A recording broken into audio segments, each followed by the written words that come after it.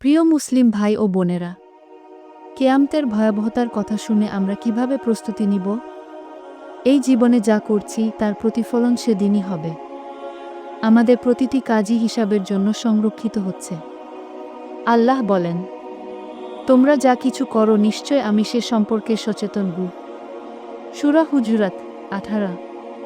তাই আমাদের উচিত সালাত কায়েম করা, গুনাহ থেকে তওবা করা, পর্দা করা, গীবত, হিংসা, জুলুম থেকে দূরে থাকা, আল্লাহর জিকির ও কুরআন তেলাওয়াত করা।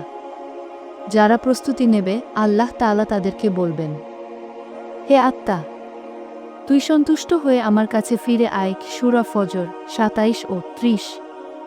চলুন আজ থেকেই আমরা কিয়ামতের প্রস্তুতি নিতে শুরু করি। আল্লাহ আমাদের সকলকে হেদায়েত দান করুন। আমিন।